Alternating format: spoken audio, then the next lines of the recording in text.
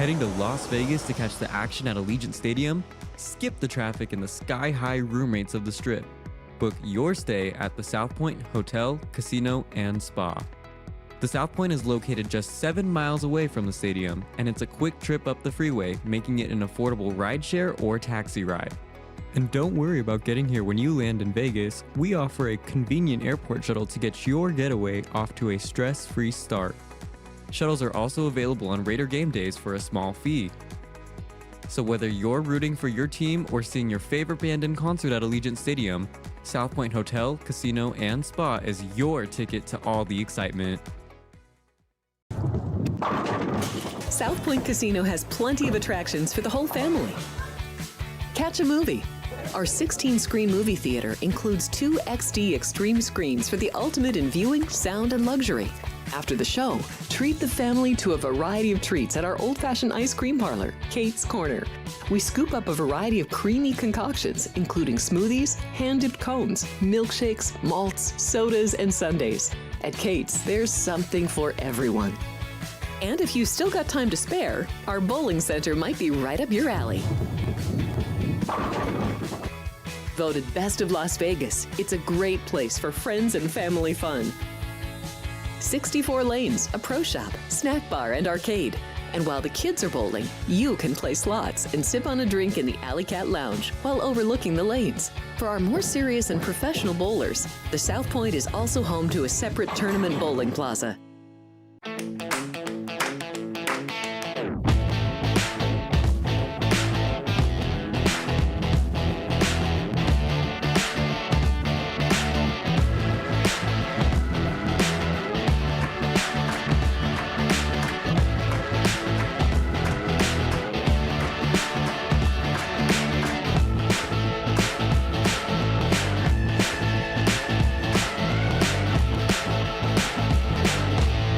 Looking to bet smarter?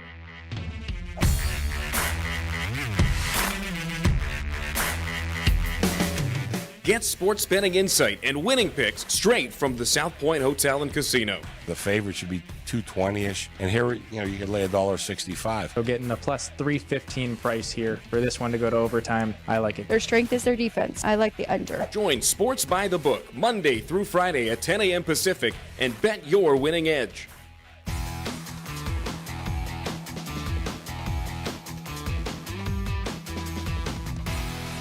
Welcome in, everybody. Sports by the Book, as always, live from the South Point Hotel and Casino. I'm Alex Way, alongside Ryan McCormick. Kind of going quick through this intro, Ryan, because we have quite the game going on right now and a big upset in the Olympics. 5 minutes, and Czech is up 3-2 over Team Canada. Yeah, we appreciate you for tuning in right now, but forgive me for being a little bit distracted. Yeah, we got 4 minutes remaining before Czechia could possibly eliminate Canada from the men's Olympic ice hockey tournament. So I might be a little distracted for the next 10 minutes or so. But yeah, we appreciate you guys for tuning in early and watching us instead of the Olympics going on right now. And when you maybe watch us back after the fact, we thank you for watching anyway. So kind of get into where things were yesterday. We got our trends based off of the South Point closing numbers here at the South Point Hotel and Casino, obviously. But 30 games yesterday in men's college basketball. So favorites went 18-12 straight up, 11-18-1 against the spread, and totals were 14-16. Canada just tied it. So 14 overs, 16 unders there in men's college basketball. Sorry. So we did have a couple big underdogs to win outright yesterday.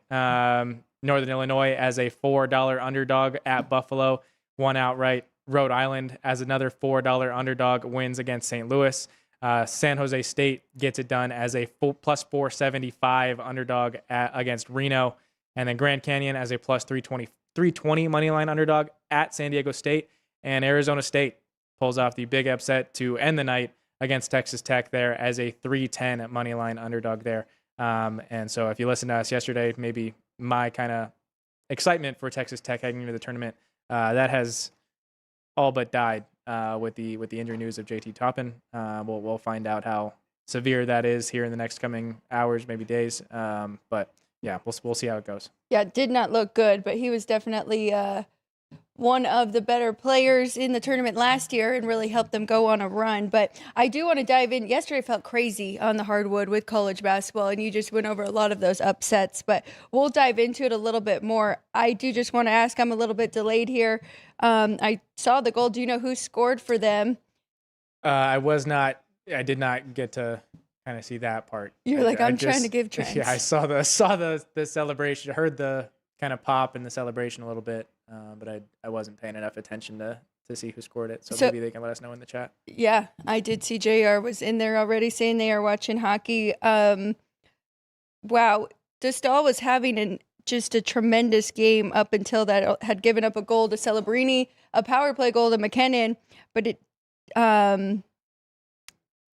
33 saves on 36 shots for him, where, I mean, Bennington's been great, but has not had that much action. 17 saves on 20 shots, but...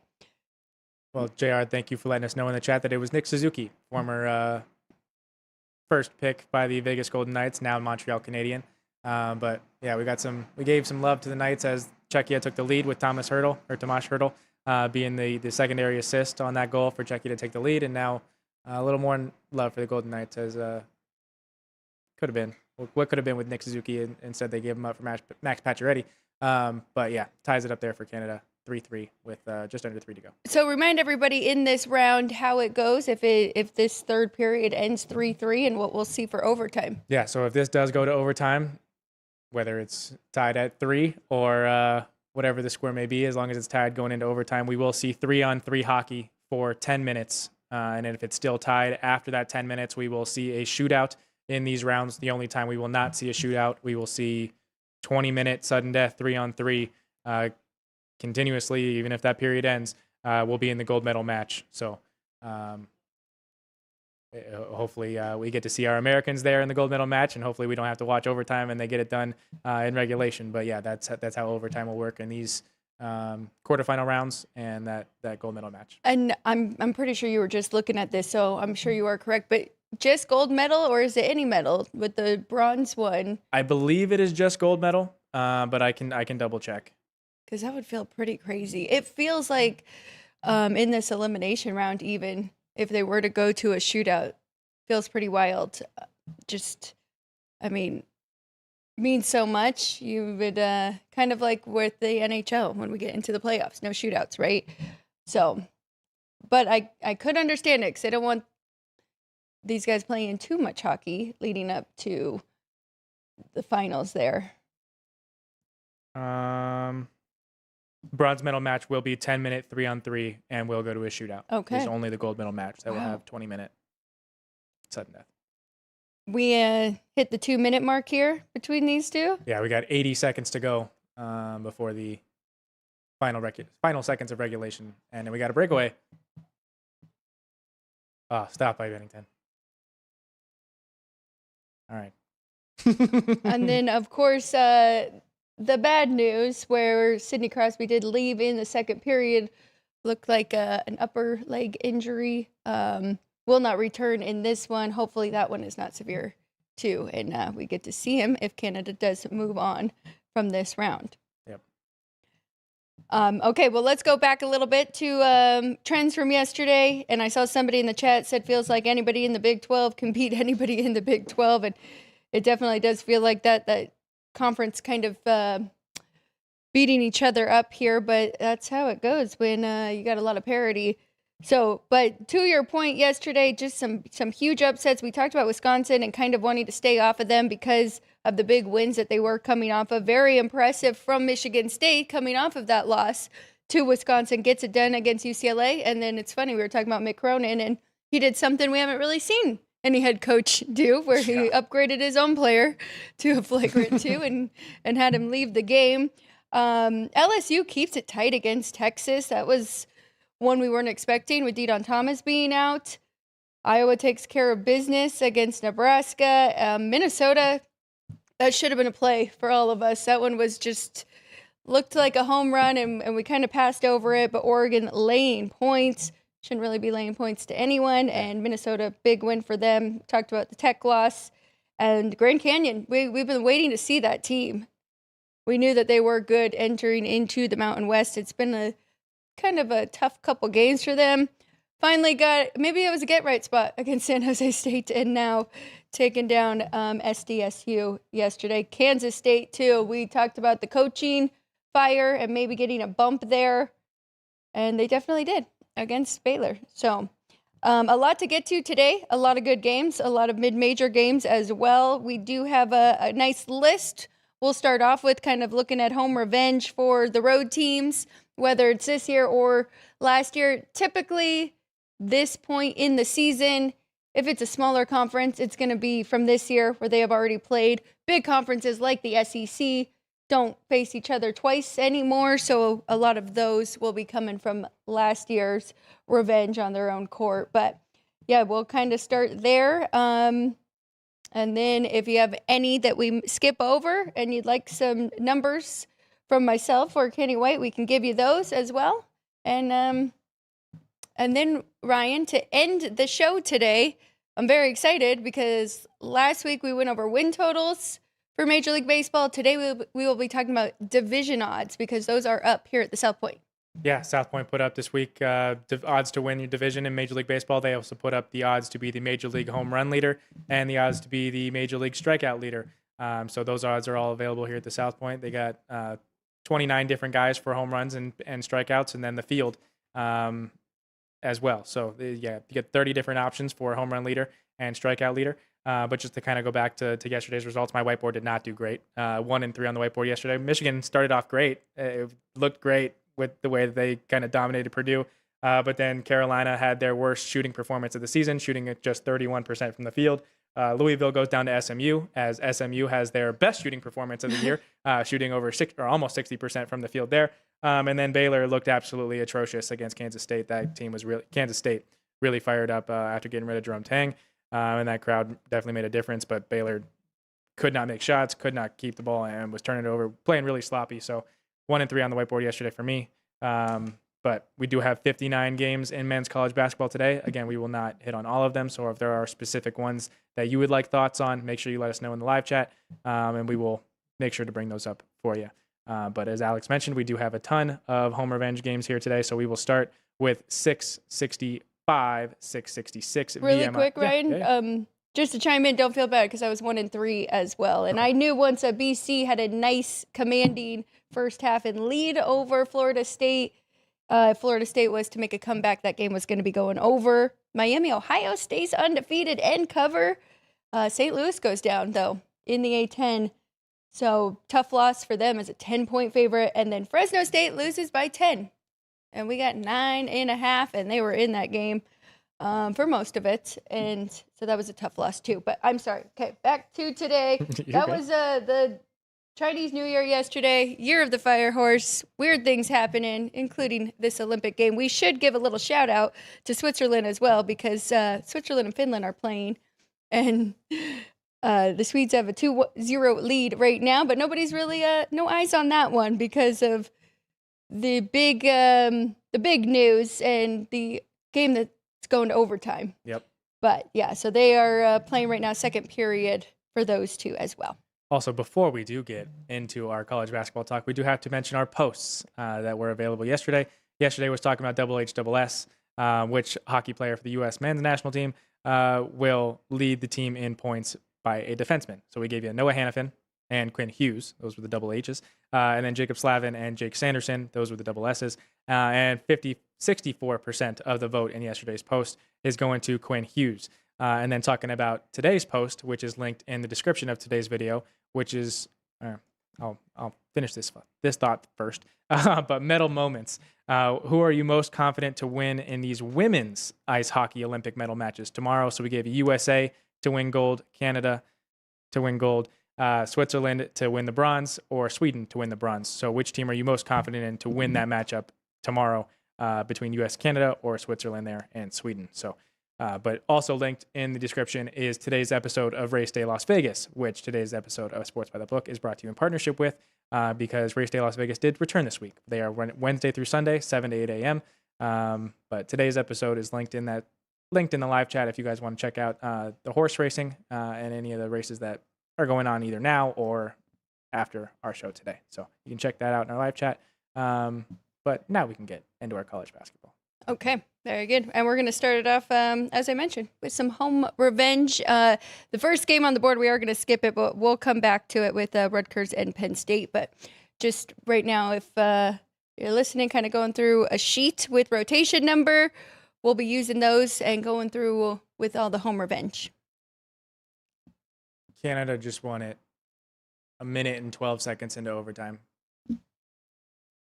Wow. Thought we might have at least 5 minutes there. Yeah, Has it been? I just heard score. No, just a minute 12. That's the beauty, or whatever you wanted to describe it, of 3-on-3. A lot of open ice and a lot of ability for a lot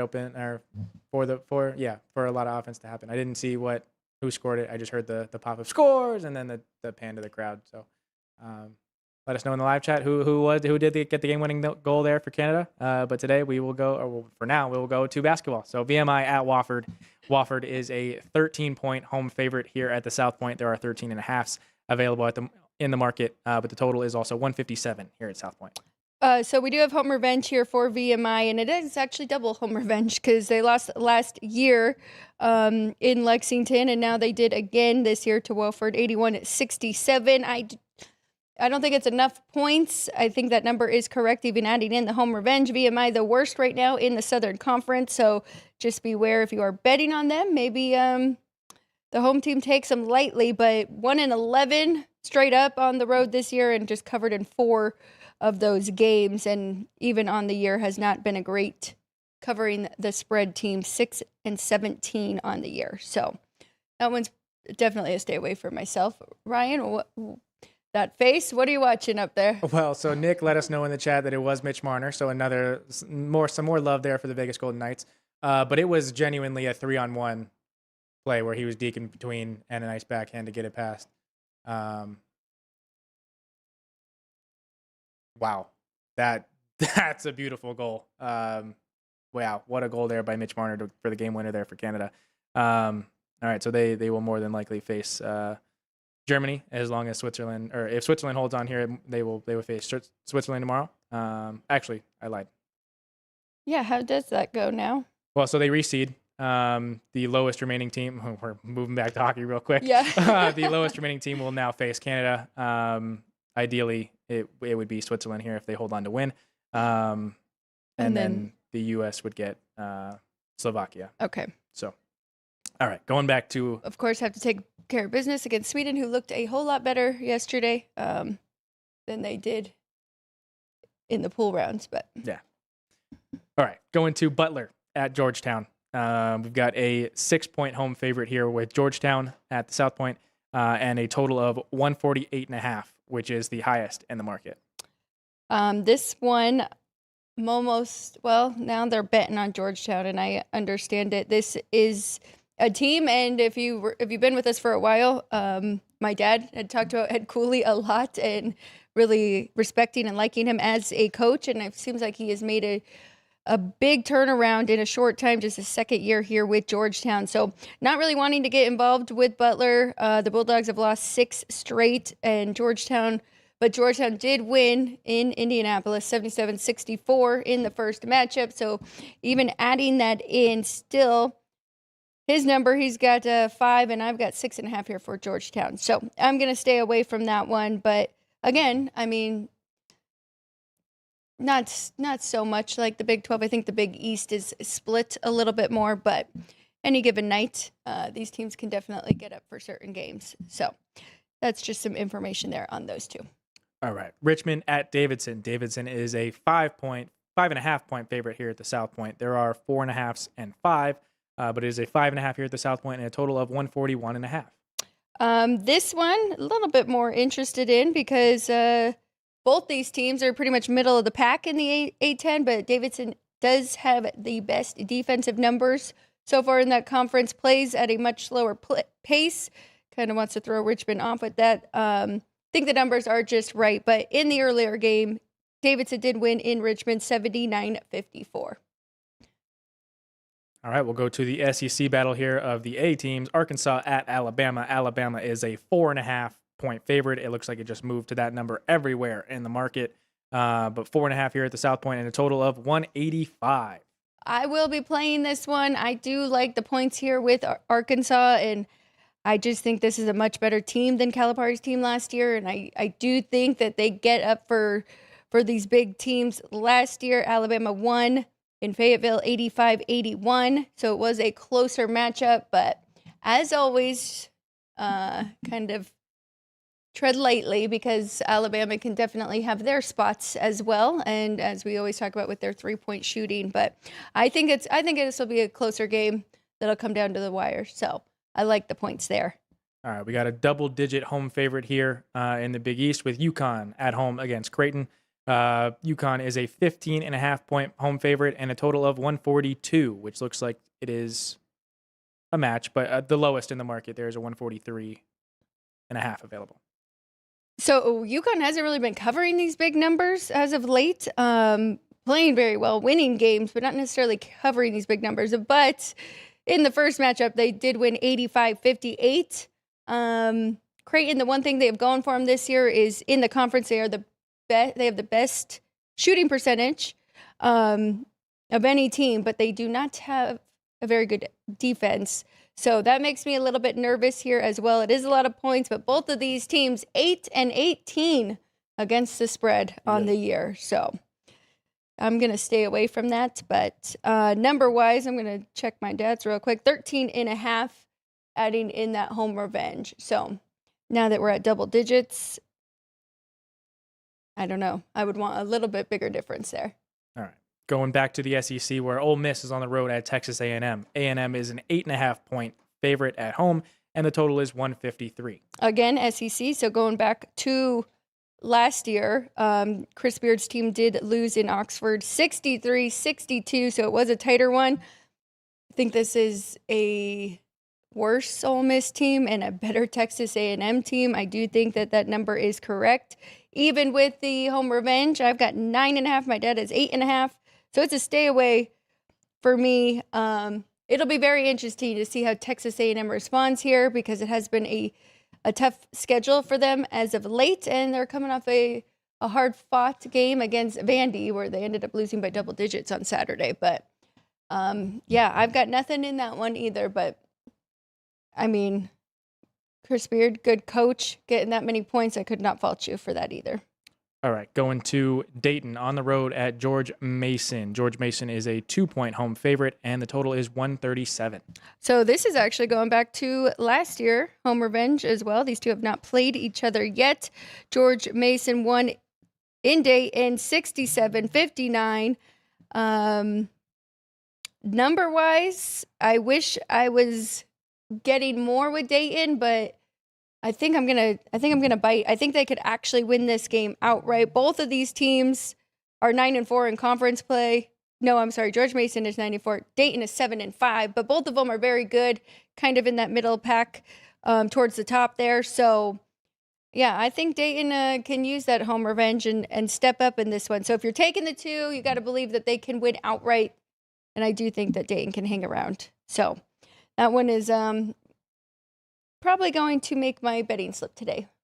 All right, going to LaSalle at Duquesne.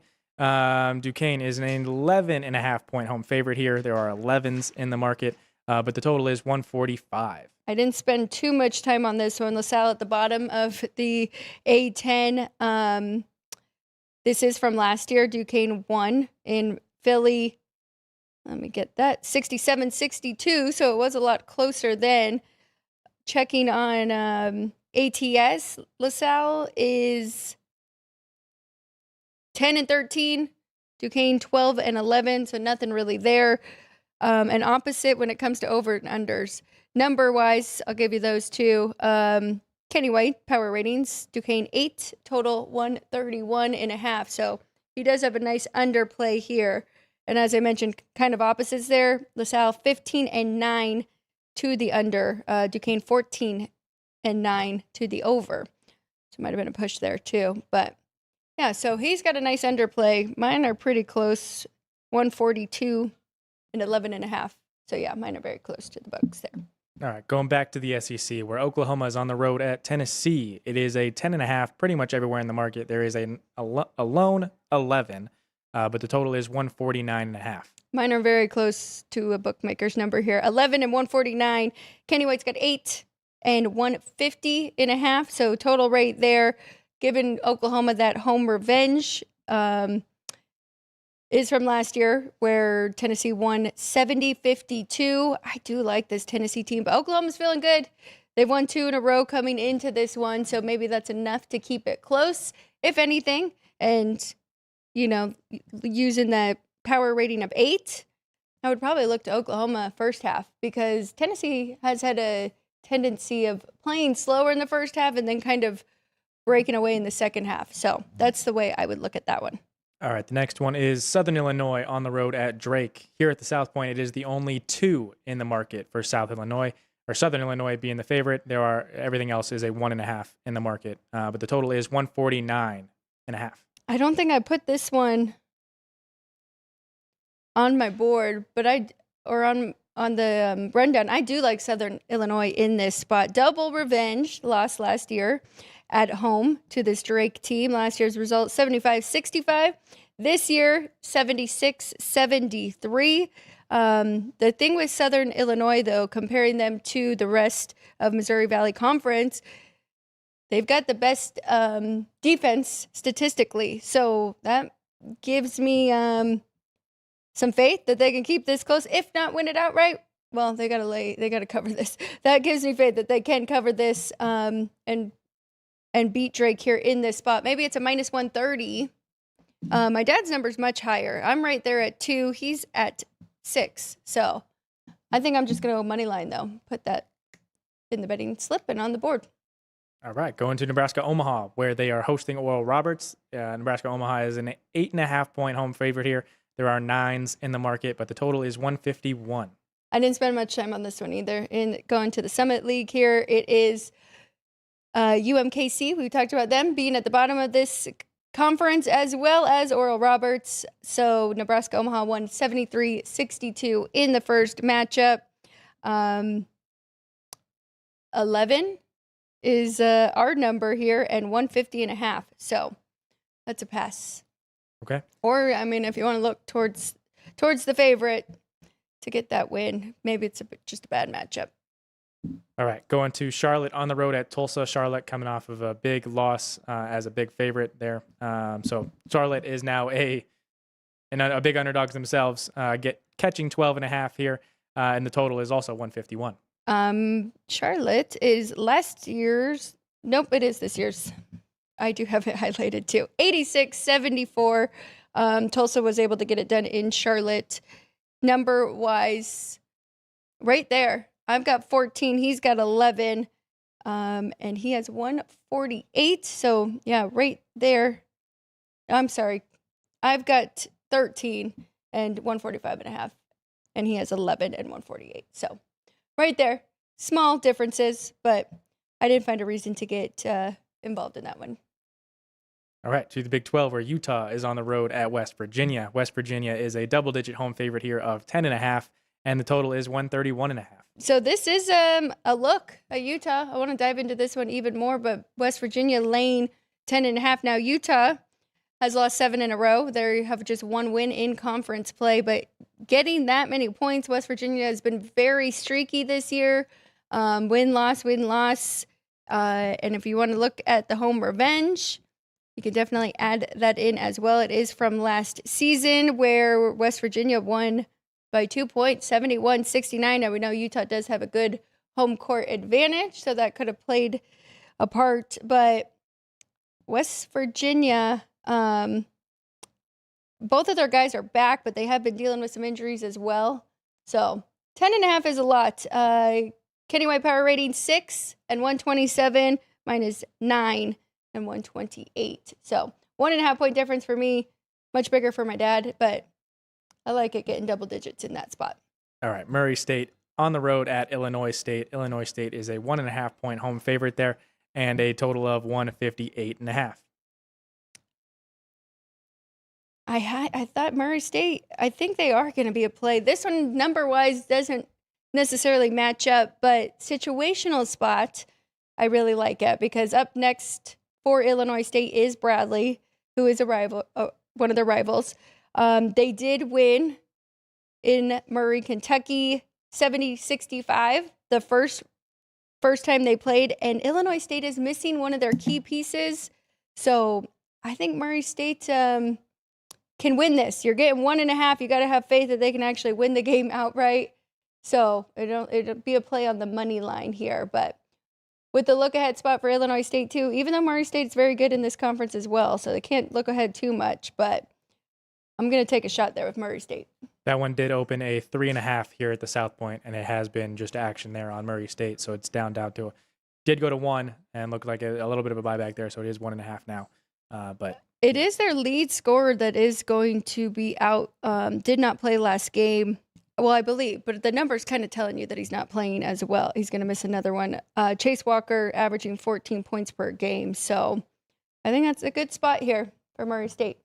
All right, going to BYU on the road at Arizona. Arizona coming off of back-to-back losses, but they are a 12-point home favorite here, and the total is 162.5. All right, this one kind of reminds me of maybe Wisconsin, but other way around yesterday, where Arizona, you'd still want to look to taking the points of BYU and that home revenge, but just coming off of 2 back-to-back losses, I think they're going to be up for this game. Being at home, having that crowd behind them. It is double home revenge for BYU. Last year, they lost 85-74 in Provo. This year, 86-83. So they were able to keep it pretty close. BYU 7-5 in conference play. So it has been a very tough schedule for them in the Big 12. So that's tough. Power rating wise, 10 and 170. So lean to the over there. Mine is much closer, 164 and 9.5. But yeah, I don't know, Ryan. What are your thoughts on that one? Just situational spot with Arizona coming off back-to-back losses. You think BYU can keep it close and 12 is worth it? So this one peaked at 13.5 about 2 hours ago here at the South Point. I moved to 12.5 and now back down to 12. But I did see a stat on Twitter looking at teams in the top 10 on a losing streak. So this one from a bunch of letters, SDQL Guru.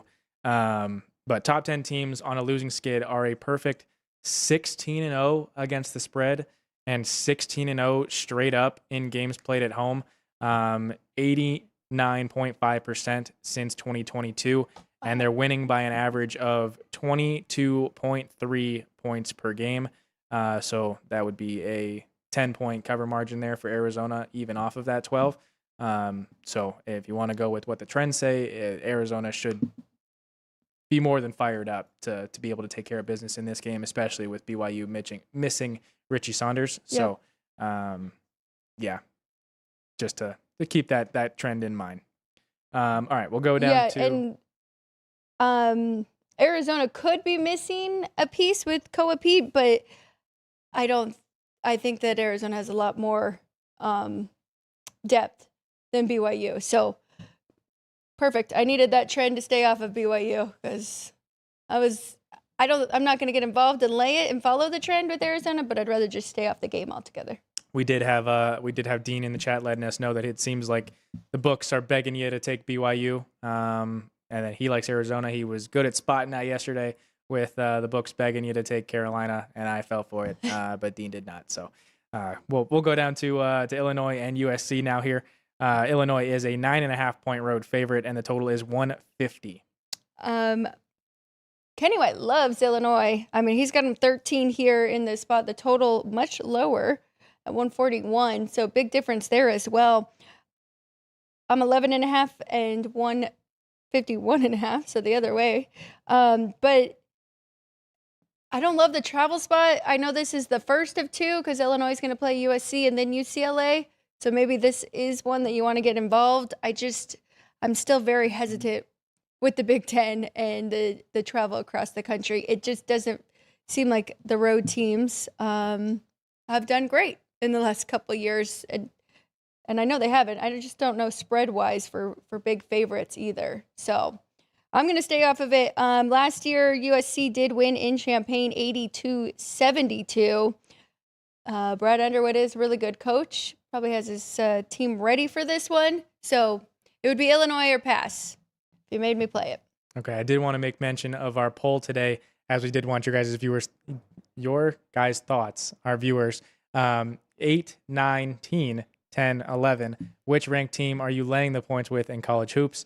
And so, Alex, I'll ask you about the last one here. But Kansas, number 8, Kansas, laying 6.5 at Oklahoma State. Number 19, Vandy, laying 3.5 there at Missouri. Number 10 team in the country, Illinois, laying that 9.5 at USC. And this final one, Alex, Gonzaga, laying the 14 at San Francisco. Let me go to Gonzaga and San Francisco here. 759, 760.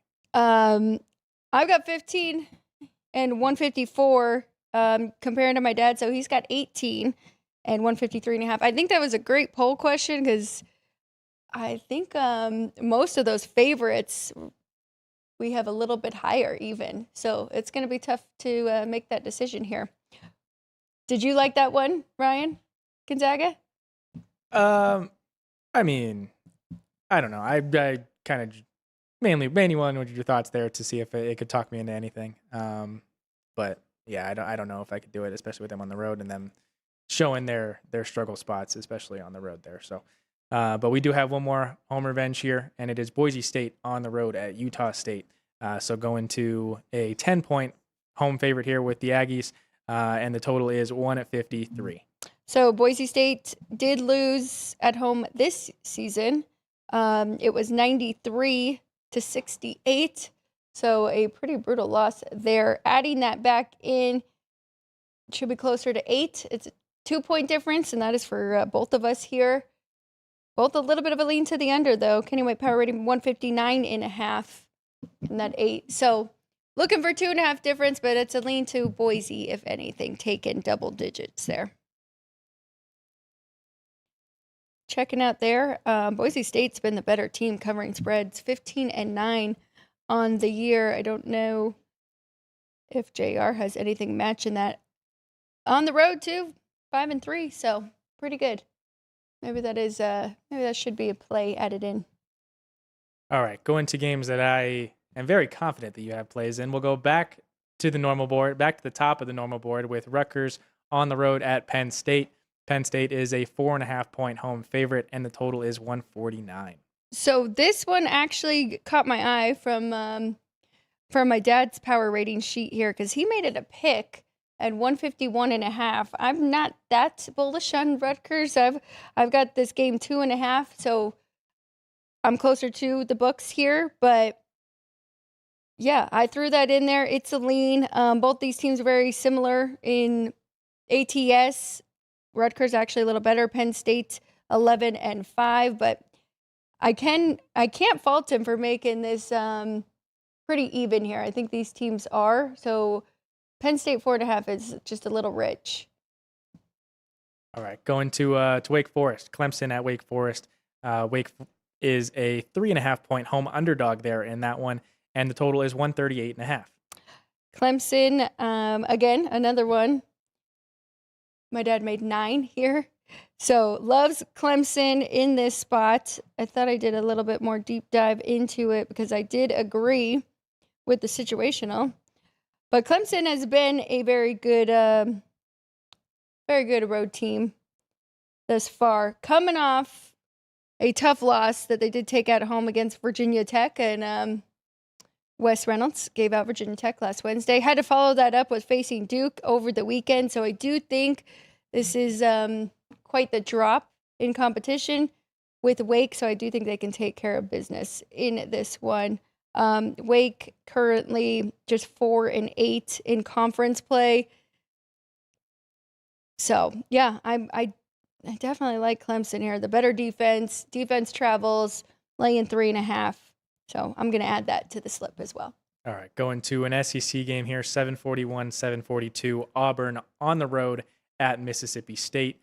Auburn is a 5-point road favorite here and a total of 156. This one is this was tough because I do think these two teams are similar, but it's kind of similar to the Clemson handicap here, where I do think Auburn will be happy to be facing Mississippi State, where they have had just a terrible, brutal schedule. Tennessee, Alabama, Vandy, and then Arkansas on the road. So now another road game for them against Mississippi State. But right now, the Bulldogs are 120th offensive efficiency and 58th defense efficiency. They are at the bottom here of the SEC. So is Auburn. So these two, middle of the pack, more towards the bottom, though. I think Auburn's got to take advantage. 10th best offense compared to 120th. So I do think that they can get it done here in this spot. All right. Before we move over to baseball, I did just want to give Joey B and Bob Custer their props. They're making me laugh in the chat with my shirt colors and whether or not I have a shirt with my initials on it and a plus 2050 price there. I do not have a shirt with my initials on it. And Joey, this is a blue undershirt. You can't quite tell, but there are blue sprinkles on this shirt, so it kind of accented it a little bit. But we're moving past the point, and this is a gambling show. So we did have baseball odds come out here at the South Point, and we did want to highlight where the division odds prices are, and as well as those home run and strikeout leaders prices are. So yes, we do. I was actually you and Matt, it felt like you guys had kind of similar theme shirts yesterday, and I know it was not planned, but are you sure? I'm just kidding. Oh, maybe it was. I'm just kidding. Maybe it was. On Tuesdays, we wear a certain. Yeah, Matt and I coordinate. No, yeah. All right, well, let's get into some baseball odds. I have not really taken a deep dive into this. I know next Tuesday, myself and Ryan and Matt will actually be giving out plays that we like in regards to divisions. We've already talked through win totals. We are all thinking very similar here. So I'm excited to look at the divisions. Now, I did start diving in, as we should with the offseason, with roster changes and manager changes, because 9 teams will have a new manager going into the year. And it's funny, Ryan, because that actually leads you to liking one of the teams. So if you want to start off there, you want to start off NL West? Yeah. So and then we'll talk about National League. It is an NL West team, and it is not the minus 1,000 favorite there with the Los Angeles Dodgers. But I really like what I'm seeing from the San Francisco Giants organization and their new manager, Tony Lovello, and their players kind of talking about how it feels like a college atmosphere, and the guys feel free, and the guys are having fun, and they're enjoying coming into work every day. Granted, we're barely starting spring training workouts, so they haven't played any games yet. But just the way that they're kind of talking about it and how excited they are, and he brings a whole different vibe shift, and he's participating in drills with them. I think that kind of forecasts pretty well for them throughout the year, and that's why I love their win total over that 81, being a better than a 500 ball club. Don't know if I'll take that 22-1 for them to win in the division because of how loaded those Los Angeles Dodgers are. But yeah, 22-1 is tempting enough to want to root. I mean, that rivalry is enough, and it's always beat LA for me. So that 22-1 is very tempting there with the Dodgers, Giants, excuse me. But looking at just kind of way that these odds are situated, I get that it's not necessarily in price order, which you will see on the South Point sheets, but it is based off the standings and how they ended in that 2025 regular season. So if you're looking at that AL or NL East, and you're wondering why the Braves plus 185 are at the bottom of that division, that's because they finished right there with them at the bottom of that NL East. So, but they are the co-favorite to win the NL East this year with the New York Mets at that plus 185 price. The Phillies are very close behind at that $2. Then the Marlins 35-1 and the Nationals 150-1. I would not be taking either one of those as well. That is, I mean, just remembering last year and how the Braves were and just the injury bug that they had to go through. So it is funny seeing it in that order where Atlanta did finish 4th, and now they are co-favorites, as they should be, to win the division. But yeah, not a lot of value trying to jump in with that one. because all three of those, it's going to be a 3-horse race, as it usually is between those three.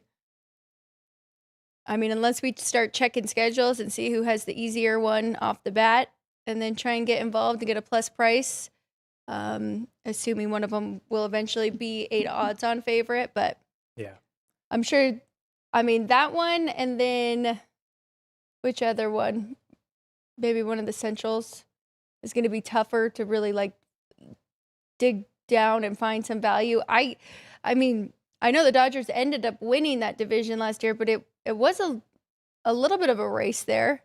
There might be a little bit of value getting such big prices on one of the other teams. They can still make the playoffs and not win that division.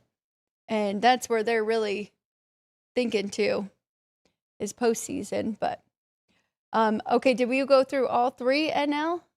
Did we hit Central? Yeah, point out the Central. The Cubs are a plus 115 favorite there to win the NL Central, followed by the Brewers at plus 270, the Reds at $4, the Pirates at $8, which Matt said that he will be taking a bite out of tomorrow, and then the Cardinals at 40-1.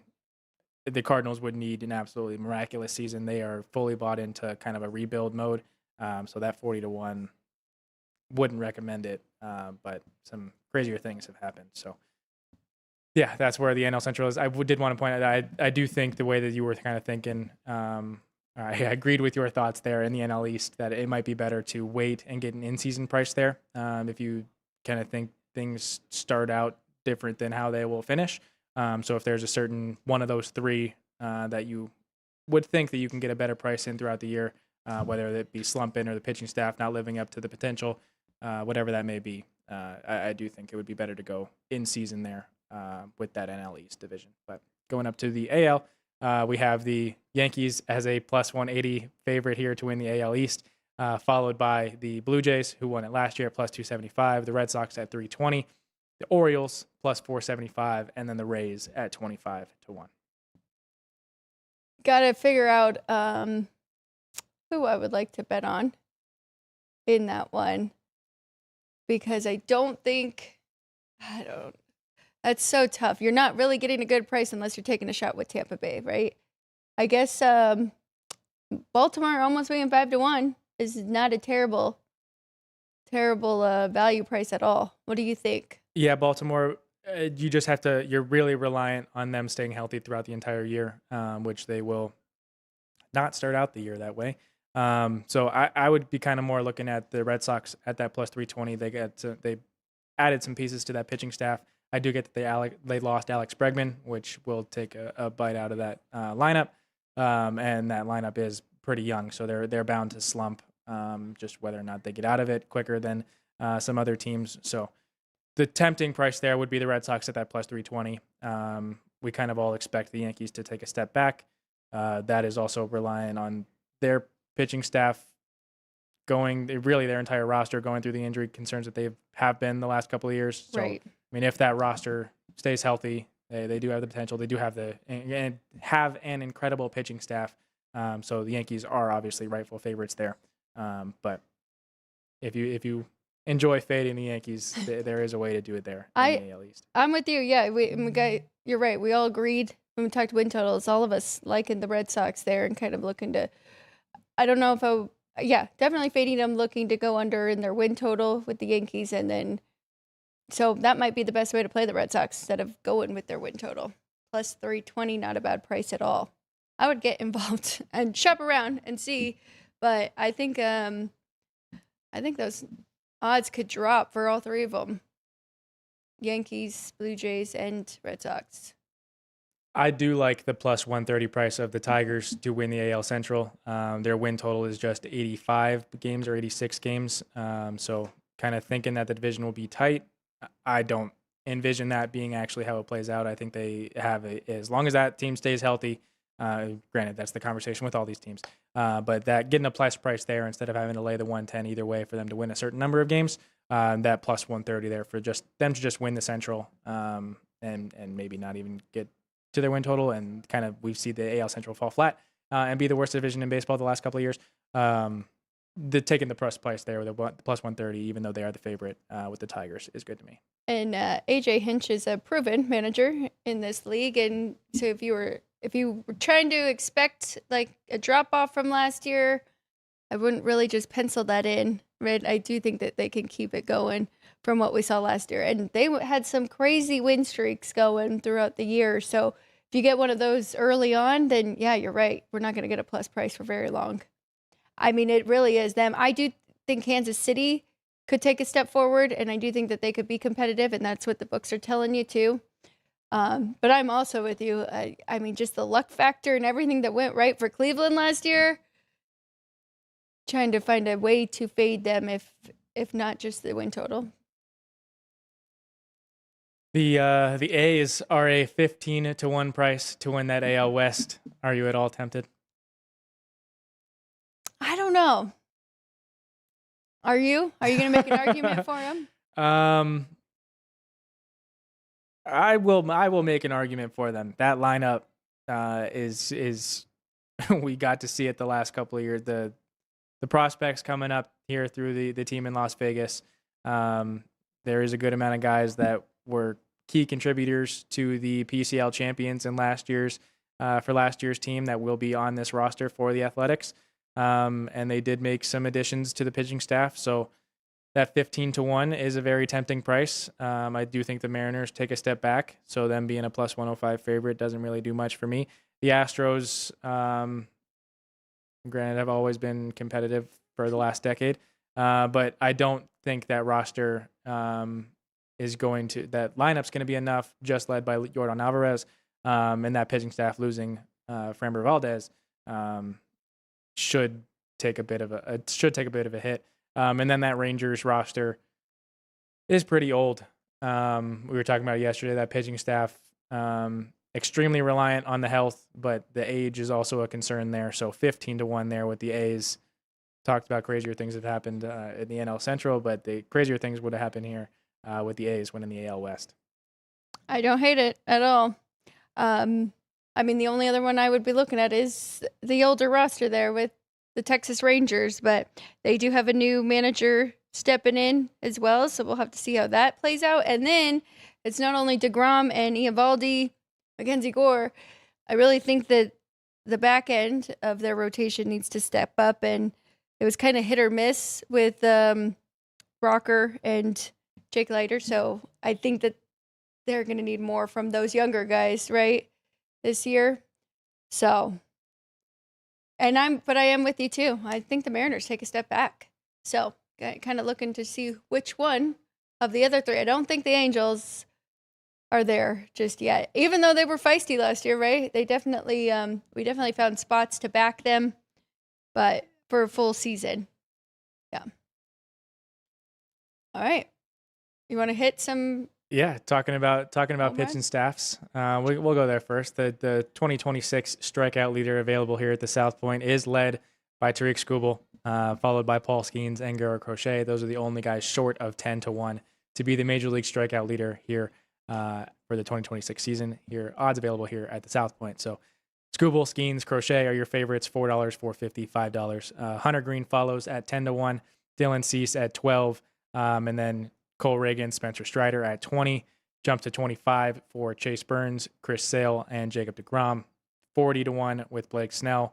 Christopher Sanchez and Logan Gilbert are 50-1. Brian Wu, Freddie Peralta, Hunter Brown, Jacob Mizorowski, Jesus Luzardo, and Joe Ryan, and Nick Pivetta and Yoshinobu Yamamoto are all 60-1 there. Trey Savage, Tyler Glasnow, 75-1. Cam Schlittler, Logan Webb, Robbie Ray, Sonny Gray at 80-1, and Luis Castillo 100-1. And Pablo Lopez was announced to be missing the 2026 regular season, possibly needing Tommy John surgery with a UCL injury there. So he is off the board here at the South Point. But the field, every other pitcher I mentioned, Framber Valdez, would be included in the field there at just a plus $3 price there. I'm very excited to dive into this and really take a look over the weekend and then try and find some value here. It's very tough with the guys at the top. Crochet actually led in the regular season last year with 255 strikeouts.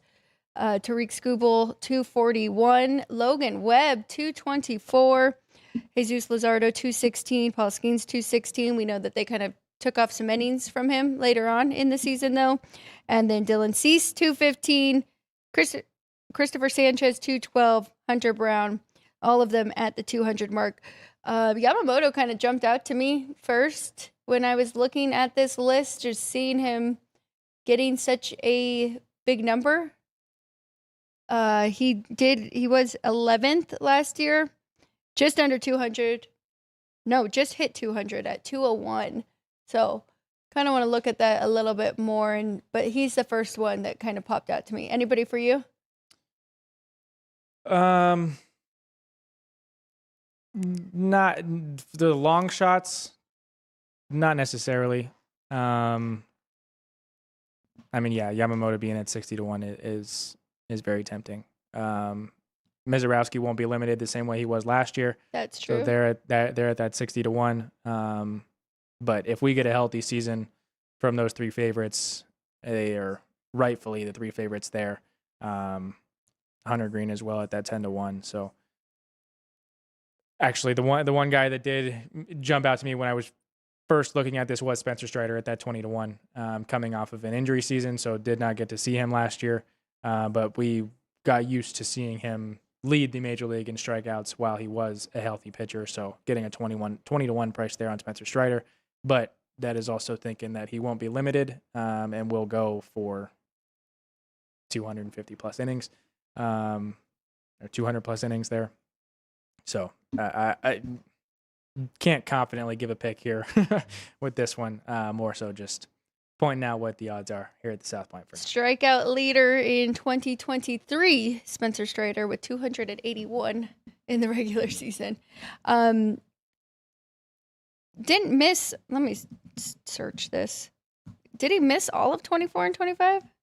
Couldn't. I'm not seeing him pop up, but he could just be later on because he didn't get to pitch that many innings. And it was. Yeah, had surgery April of 24. Returned early last year, but then dealt with hamstring injuries, so didn't get to see a bulk of him. So I mean, his elbow should be good. Yeah. But yeah. Yeah, can't fault you there. I mean, that's more than we've seen the leaders have the last 2 years. The last time we saw him, that's pretty wild. So, all right, good. So we'll give our thoughts on Tuesday and kind of each take a flyer, maybe from the top of the board and then down 50 or better. Okay. Or maybe not so high. Here's at 20, I think is good as well. But let's talk home runs. Yeah, the bottom of the home run board, you can get 151 prices here for Corey Seager and Spencer Torkelson. But obviously leading the way is Aaron Judge, Shohei Ohtani, and Kyle Schwarber as the only guys short of 10-1. Aaron Judge plus $3.50, Shohei Ohtani $4, and Kyle Schwarber $8 here to be the home run king here in 2026. But Nick Kurtz right there, right at the top of the board, the fourth guy on the list with Cal Raleigh there at 12-1. Juan Soto and Pete Alonso at 14-1. Junior Caminero 20-1. The lone guy there at 20-1.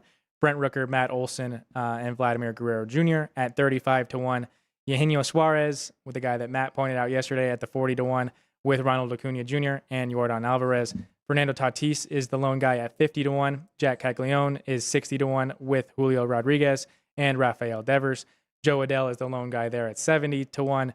Austin Riley, Bryce Harper, and Bobby Witt Jr. there are at 80-1. Gunnar Henderson, Jose Ramirez, Mike Trout at 100-1. Hunter Goodman for the Rockies and James Wood there at 125-1. And then, as I mentioned, Corey Seager, and Spencer Torkelson at 150-1. And the field there with every other batter in Major League Baseball at 3-1. I know you love seeing that. Athletics, Nick Kurtz, and then also Brent Rooker too. Yep. Pretty high up on that list, so that would definitely help for the Athletics to win that division. But I think I'm gonna have to follow Matt on this one. Diving into it even more with Suarez, because even looking at last year where Cal Raleigh was the home run leader, then Schwarber 56. So Cal Raleigh did hit 60. Ohtani 55, Aaron Judge 53, and then Suarez at 49.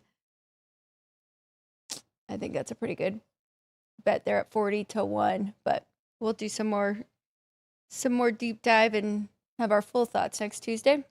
Any that you are looking at early on?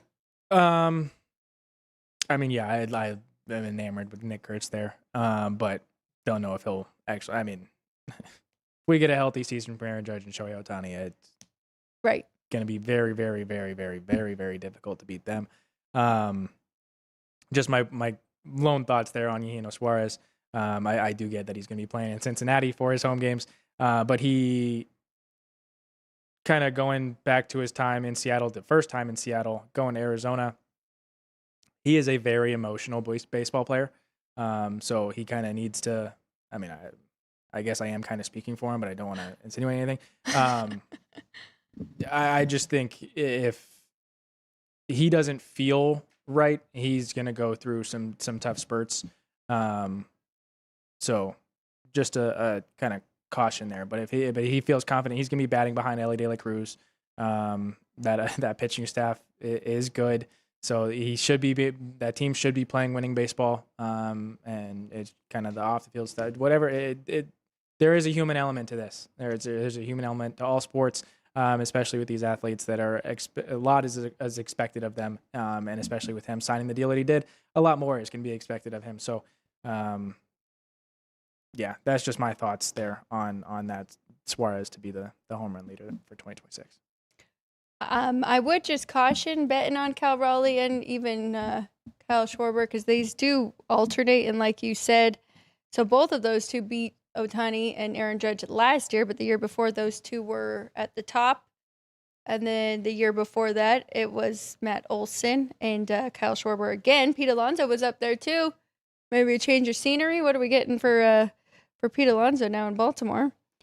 But yeah, and then Aaron Judge back in 2022. So to your point, where last year was kind of like these two are going to be in it till the end, it kind of was time for a change. Now, how motivated are we going to get it from this Aaron Judge from this year, right? So it's going to make it tough there, but a lot to get to. JR is pointing out that he, our Reds fan in the chat, is letting us know that reports are that Suarez is feeling good in that Reds clubhouse here for spring training. So my point might not matter. So just keeping that in mind. And then Bob asking about if USA can defeat Sweden here in the Olympics, which puck drop is in about an hour and a half. I did get a screenshot from Sean while we were in show that the U.S. men's hockey team has not beat Sweden since 1960. They are 0-8 against Sweden, or well, I guess 0-6-2 against Sweden in international play, with the most recent matchup being in 2006 with a 2-1 loss there. So obviously, yes, we are hoping for the men to get through, beat Sweden, and more than likely get the matchup that we were dreaming for, talking with Eddie Olczyk on Monday.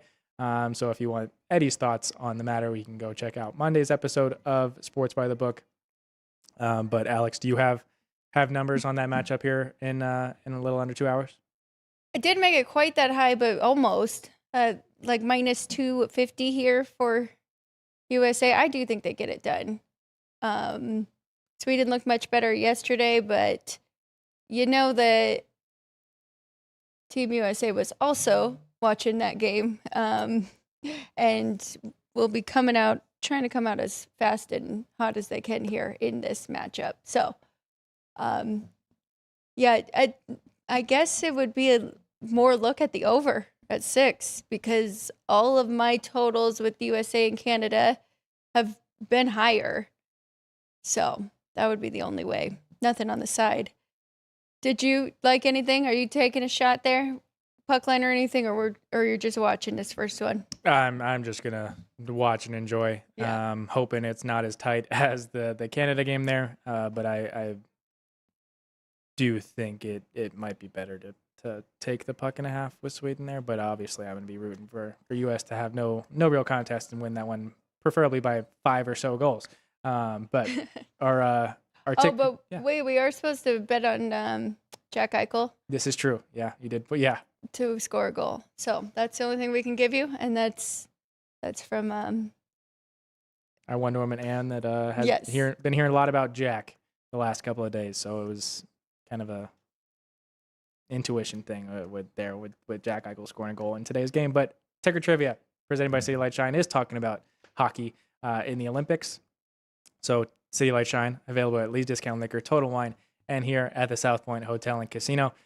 Which country has earned the most medals in ice hockey at the Olympics, including both their men's and women's national teams? So, Ticker trivia answer presented by City Light Shine would be that Canadian ice hockey team. No country possesses more medals in ice hockey at the Olympics than Canada. 23 medals total, 16 for the men and 7 for the women. 14 of those 23 medals are gold. Canada won 6 of the first 7 ice hockey competitions at the Olympic Games. And JR won that, or did get the answer there right as Canada was scoring the game-winning goal in their matchup earlier this morning. So Ticker trivia answer presented by City Light Shine is Canada, with the most men's and women's ice hockey medals there in the Olympics with 23. And now we get to see Team USA and Team Canada tomorrow for the women's. Yep. Looking forward to that one for sure. Good question. Yeah, I think that's it, Ryan, except for the poll result. Let's see which favorite everybody is going with tonight. Yeah, so 8, 9, 10, 11. Which ranked team on the road are you laying the points with here in college basketball tonight? So the number 8 team in the country, Kansas, is laying 6.5 at Oklahoma State. The number 19 team in the country, Vanderbilt, is laying 3.5 on the road at Missouri. Number 10 team, Illinois, is laying 9.5 on the road at USC. And the number 11 team, Gonzaga, is laying 14 on the road at San Francisco. And our chat is comfortable with laying the 14 with the Zags in San Francisco at a -110 price here at the South Point, with 33% of our vote in the live chat going with Gonzaga. All right. I like it. And you know what? They did follow up their one loss with a pretty convincing road win. And that was a few games back now, probably like 5 games ago. But so I do think that they can take care of business and cover as well. For me, it'd probably be Illinois, but I'm not going to play that either. Okay, I've got my 4 plays. Ryan, do you have anything that stood out to you that you liked today? After yesterday's negative day in basketball, I'm going to stay off the college basketball and figure some things out. So just Alex White's plays today. It's funny. I do think finding those situational spots, I love it on the weekends. That whole Saturday slate, I think you can find so many good ones. And then throughout the week, it's a lot of mid-majors and then maybe force in too much with some of the power fours. I don't know. It's just... You're right. The weekdays have been much tougher than the weekends, but we keep it moving. I've got a few today, hoping to get luck going my way because lost by the hook 2 nights in a row on probably my biggest play. But here we go. And then Ryan, I guess I'll take this. Oh, we already have the whiteboard. After this, don't let me forget March Madness, March 19th through 21st. We got to tell everybody about the big party here. All right. Okay. We're going with Clemson on the road versus Wake Forest -3.5. Coming off a tough loss against Duke, but I do think they get it done here against a lesser opponent. Arkansas +4.5. Love this Bama team, but I think Arkansas can get up for this spot, and Calipari will have his guys ready to go. I think it's going to be close, come down to the wire. So I like getting 4.5 in this spot. Dayton +2. A little bit of the money line against George Mason. I think these two teams are pretty even. I think Dayton could win this outright. And then Murray State, I wish it was a better number, but one way or the other, Murray State plays very fast, so probably be on Murray State and the over here. But if it's not enough to jump in on Murray State, catch them 1.5, and you'd rather just go with the over. I don't hate that either. 157.5. Nice home revenge for them in this one. And that's it. Didn't know those running through those basketball would take so long. A little bit of a detour with Olympic men's hockey, but that's okay. Love it.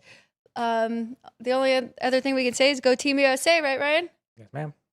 Hopefully they get it done. And we got more games coming up here.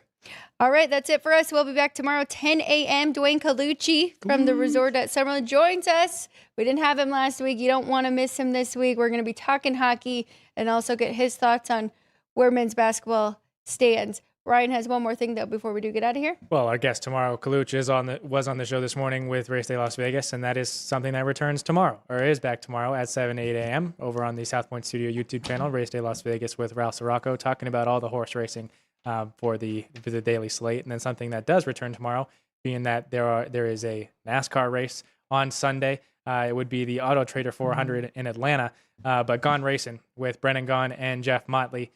Talking NASCAR, talking the odds available here at the South Point and in town, going through matchups, groups to win, and possibly a winner of the race there on Gone Racing. That will be up on their YouTube channel, that Gone Racing YouTube channel, here tomorrow.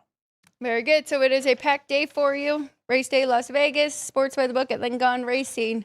Look forward to hearing from you guys. If you do watch other ones, let us know in the chat. Thank you for participating. Good to see everybody again. And then don't forget, March Madness is coming up. It'll be here before you know it, about a month away, March 19th through the 21st. The most massive Madness party in Vegas. You want to be here at the South Point in the exhibit hall. Plenty of seating and screens for viewing. Also a ton of ticket writers, kiosks, whatever you need, sheets, everything is up there. You got a halftime betting, everything, and a free throw shooting contest that we will probably be helping out with as well, where you can win. They won coolers last year, a lot of great stuff. So you don't want to miss it. We'll be here. Put it on your calendars now. So Thursday, Friday, Saturday. I think Sunday kind of days off a little. Thursday, Friday, Saturday, Sunday. All right, that's it. As we're here at the end of the show, we just want to update Switzerland still up 2-0 in that game against Finland, with just about 10 minutes to go in that third period. So possibly an advancement there from Switzerland against Finland. Finland was the fourth favorite to medal in this tournament, so it has been more competitive than expected. All right, that's it. We'll be back tomorrow. See you then. Thank you to the crew and Jerry, Sean, Vince, and Andrew. Everybody have a great weekend. Cash some tickets. Let's get back on the correct side here in the green. I'm Alex White for Ryan McCormick. We'll see you again tomorrow on Sports by the Book. Same place, same time. Thanks for watching.